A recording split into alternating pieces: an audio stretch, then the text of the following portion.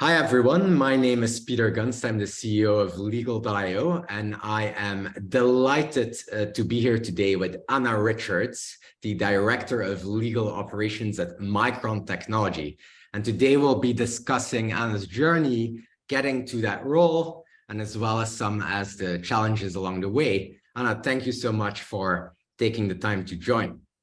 Absolutely. So happy to speak with you, Peter. Thanks for having me on. Amazing. Let's dive right in. I'd love to learn a little bit more about your journey becoming the Director of Legal Operations at Micron Technology. What took you there? I think everybody in legal operations has a little bit of a snowflake story. We don't generally start off with a direct line path into legal ops. So I found my way through, legal technology. I was in e-discovery for 10 years at the beginning of my career. That's really where I got my foundation, started getting experience managing people, understanding legal technologies, understanding that there was this entire kind of world behind what our attorneys were doing and helping to service that side of the business. I decided to give myself the opportunity to progress in that career by getting my project management professional certification. So I got my PMP, which was a great move and something that I absolutely recommend for folks looking for some kind of hook in, because what that did, it allowed me the opportunity when, the company that I was at was being acquired to make a decision on, rather than staying there, to take a route into legal operations. So my first legal operations was a project management role for legal ops at Autodesk. It was an individual contributor role. It worked great having the technology background. I got put right away onto projects that had to do with bringing in e-discovery solutions, as well as workflow solutions, got to help with contract management workflows, and really had a good platform within which to get to know the legal department, how the people work there, where the opportunities existed. It was just tons and tons of learning. Found this community in legal ops that became very sticky for me, something that I wanted to stay and be a part of. And when I was offered the opportunity to come and build a function at Zendesk, which was my next role, jumped at that. So I was the first non-attorney hire brought in at Zendesk. I got to do all of the individual contributor efforts around, bringing in, I think a lot of people's first project is bringing in an e-billing system. Then, changing everybody's world, getting them out of spreadsheets and email, which was a huge win for the department and my poor general counsel at the time, who, I give a lot of credit to, and he really believed in me and gave me a lot of leeway to kind of form the function. But, from there, again, leveraging project management skills, leveraging the technology background that I have, forming really deep connections with business partners, and being able to champion the needs of the legal department on behalf of that team. New general counsel came on in 2020, and I had the opportunity to work closely with her. That was in more of a chief of staff capacity. So everything that I was doing with the head of legal ops and the function, but at that point had a direct report, which then quickly added a second one, which was incredibly helpful to elevate my function, to really focus on more of the strategic initiatives, as well as the goal setting, the meeting management and the leadership kind of elevation, and being able to plug in and play so that, again, attorneys can focus on giving the substantive advice to the business, thinking about their strategic initiatives in rocks, and me acting as more of the COO to the general counsel's CEO is really how it felt. Time came recently for me to decide where I wanted to move my career from that position. And I took this role with Micron, which the title is Director of Operational Excellence. It's a function that's really exciting to be leading. It's new for the Micron legal team. Again, it's very focused in project management, very focused in strategic initiatives, and similar to something that I did at Zendesk, is it's focused on figuring out how to do sustainable and scalable offset of work. So it's going to be hopefully a shared services function somewhere offshore. I did have the privilege of building that out at Zendesk in the Philippines with partnership of incredibly smart, wonderful people that we hired there. But that was a major initiative and a major kind of rock in my career that has given me the opportunity to sit in the seat that I am now. That's amazing. Yeah. What a journey, and such a broad range of responsibilities you mentioned, right? Quite typical when you talk to legal operations leaders. So give me a sense in your role today after this journey. What does it look like? What are the key responsibilities that keep you busy on a day-to-day basis? Yeah, I'm working hard to keep it narrow, Peter, to be honest. There's so much that I could potentially be doing.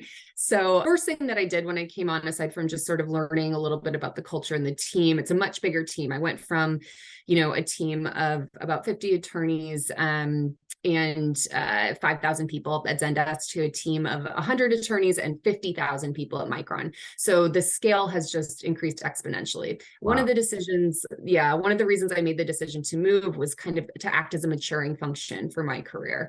Wanted to see what life was like in a big, highly matrixed, very different industry kind of business.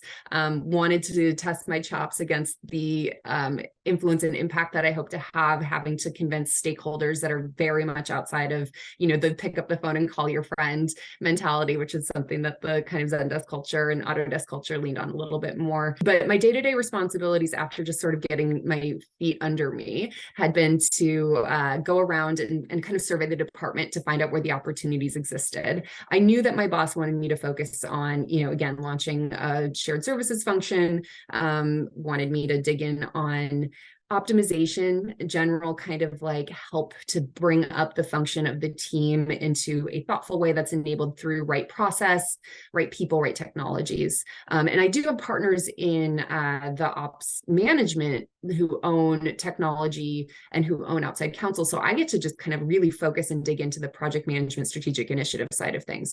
So, went through and identified the opportunities that department leaders felt existed. We didn't survey GC staff. We actually went a level down to work with the folks who are a little bit closer to the actual execution of the work to advise on like our L2 leaders, right? So what are you doing? Where do you feel pain? Where do you see the opportunity? And create a list there. I then went through and sort of force ranked, put together a t-shirt sizing on how much, effort I thought it would take. So we have it categorized with strategic wins versus quick wins. And then again, t-shirt sizing for impact, and wanting to make sure that we then coordinated with general counsel staff on where should we invest our time. So I have a team of 2 direct reports at the moment. We're all splitting up kind of responsibilities across the identified priorities. We've linked those back to the OKRs. Our team works with OKRs for goal setting to make sure that we're aligned on deliverables and the value that we're adding to the department. So very long way of giving you sort of the framework. The day-to-day is setting up a project management office, executing on that function. So doing technology implementation, figuring out how to better operationalize a process and bring in new workflows. We don't currently have a ticketing system, so working on doing a proof of concept with that, because I found that very helpful in past roles as you want to pull together metrics and dashboards and really turn over power to the general counsel and leadership team to make data-driven decisions. And setting the foundation for, I think, really exciting strategic initiatives with the shared services function, which will be forthcoming at some point, hopefully not in the too far distant future. Amazing. Yeah. And I hear some parallels in terms of projects that you're looking at now and things you're looking to achieve compared to like previous roles. But of course, it's a completely different organization. You're coming in straight at the top, right? How does this compare to your previous role? Or are you finding that most of the patterns still completely map? It's more different than I expected, to be honest with you. And I think some of that is moving out of, I grew up in Bay Area tech and just kind of like collegial culture. And, you kind of had quickly like your business partners, and they were all sort of pretty tightly knit and had like single points of contact. Now, being in such a large organization, it is highly, highly matrixed. There's a lot of attrition to manage. It just really highlights the need for systems and process that take the people dependency out of the game. So that's been a huge shift. I'm also, not acting as chief of staff at this point, and I'm trying to instill instead, I think, really solid management principles within the team that I do directly manage. And so, kind of managing up for the legal ops department generally, creating a SharePoint page, having some sort of feedback mechanism, doing visible goal setting, making sure that we're accountable to it. So things that I would have been executing on in my last role at Zendesk for our general counsel, kind of bringing that to just the philosophy of how not only I manage my direct reports, but how I can help to shape the culture of the legal operations function, and hopefully therefore the legal department at Micron. That's such an exciting opportunity in an organization of that size. What's the key challenge they are encountering as you do this, and what are you learning from it? Yeah, key challenge. I think everybody listening to this in kind of recent, times will relate. It's been a rough minute as far as like budget and adjusting what we're able to do because of spend. And so, the economy's in an interesting spot at the moment. Semiconductors, I didn't know this until I got into here, are also in a very kind of cyclical down moment to do with supply chain. So, we're at a spot where we had these goals that we set in the fall when our kind of fiscal year ended and then next one began that now need to be course corrected, pivoted on, and we need to find out what we can do with what we have. The feeling I'm getting from peers in the industry is no longer this idea of, okay, do more with less, and, just we'll take it, shove it down legal's throat and make it work. It's really more of a do less with less philosophy at this point. And so what that really translates to is, how can we be effective, realistic, and focused on the things that really matter to the department? So trying to get really clear on that has been a challenge, trying to, keep morale up when things are, not sort of easy breezy is always a challenge. Making sure that the alignment exists from, top down. As we have less budget, as priorities change, goals are going to change. And there should be a really clear tie back to the work that my team is doing, to the department goals, to the company goals. And so making sure that all of those pieces are coming into play sooner rather than later, and that we're communicating out about that well, has definitely been a challenge. And, again, my takeaway is really about staying close, being communicative, and leveraging all of the opportunities that I have to do the kind of feedback and share outs that need to happen so people stay informed. Yeah, interesting managing a team, especially in these times of uncertainty, right? One of the things that we discussed previously is the idea of presenting a strong framework and story to people, right? To create transparency. And I know you're excited about the value of storytelling in the professional context as well. I was wondering whether you could speak to that and how you've seen that be effective. Yeah, absolutely. I mean, my biggest learning on that, on the value of communications, was in my last role, but it's something that, it's one of those things I feel like you get burned once and then forever and carry it forward.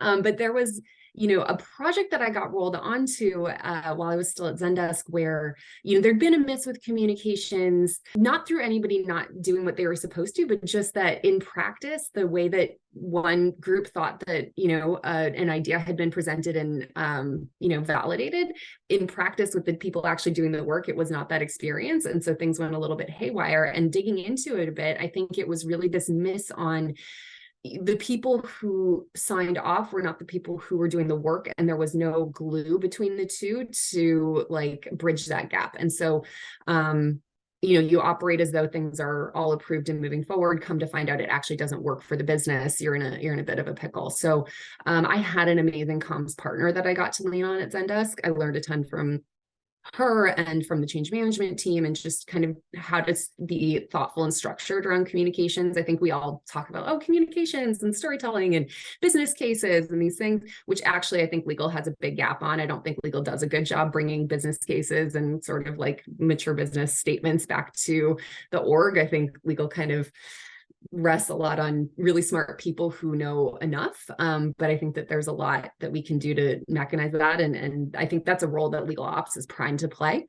So coming into Micron without a close partnership with a comms person, it's something that I'm working to set up as sort of a structured communication plan. And that covers everything from, how do we manage team meetings? How do we send out feedback? How do we think about who to include on things? Is there existing structures within the business that we can lean on? When does it matter to go out further than legal? How do we arm people with the right information? And then how do we put some structure around that so it's repeatable, so there's a tone, so it's, appropriate, so it considers, the business needs. Like if we're in this period of massive change and we want to roll out something new, we want to be thoughtful about when we announce this, because their change fatigue is real, and we want to make sure that we set ourselves up for buy-in. But, there's that kind of mechanical piece to it. And then you mentioned the storytelling, Peter, and I think that's the last point I'll hit on with this, which is just that the value of legal is so often lost in the ether of the business. It's this cost center, or it's, the land of no. And in fact, my team and teams that I know well are doing really innovative things. They're actually doing things to recapture revenue. That's become a big thing in legal, and that's being led by legal operations.